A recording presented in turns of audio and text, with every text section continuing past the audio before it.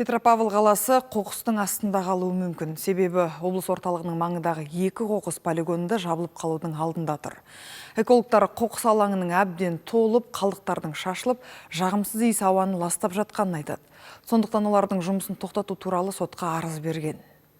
Қалалық қоқыс полигоны осыдан 25 жыл бұрын ашылған. Осы жылдар аралығында полигон 85%-ға толып отыр. Көріп тұрғандарыңыздай, экологиялық және санитарлық талаптар сақталмаған дейді мамандар. Сол себепті жұмысын уақытша тоқтатпақ. Петропавлдан небәрі 5 шақырым жердегі полигонның жұмысына қала тұрғындары да, жақын маңдағы елді мекеннің адамдары да бірнеше рет шағымданған. Көпшілік қолқаны қабатын жағымсыз иіс ауаны ластап, полигондағы қоқыс қоршалған аумақтан асып, шашылып жатқанын айтады. Мұны тексерген экологтар бірнеше заң бұзушылықтарды анықтаған. Қалдықтардың осы полигонда жану фактісі. Екіншісі, экологиялық кодексіне сәйкес келмейтін қалдықтарды қабылдау. Үшінші, сұрыптау линиясы жұмыс істемейді.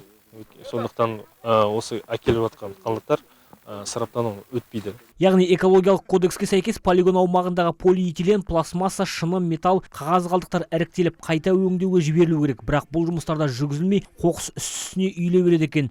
Бұл қоршаған ортаға зиян дейді мамандар. Тіпті Қызылжар тазалық серіктестігіне тиесілі қоқыс аумағында мамандар 4 жылда 6 рет тексеріс жүргізген. Бірақ басшылығы бұл жөнінде бізге жауап беруден бас тартты. Выезжайте с территории.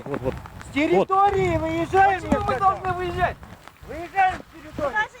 Ал Қызылжар аудандағы Бәйтерек ауылы маңындағы қоқыс полигонының жұмысы тіпті заңсыз болып шықты. 8 гектар аумаққа жайылған қоқыс орнында 70 мың тонна тұрмыстық қалдықтар тіпті малдың өлекселеріне дейін төгілген екен. Бұған дейін бірнеше рет айыппұл төлеген жергілікті әкімдікке бұл орынды тазалауға 40 күн уақыт берілді. Бірақ билік бұл мүмкін емес дейді.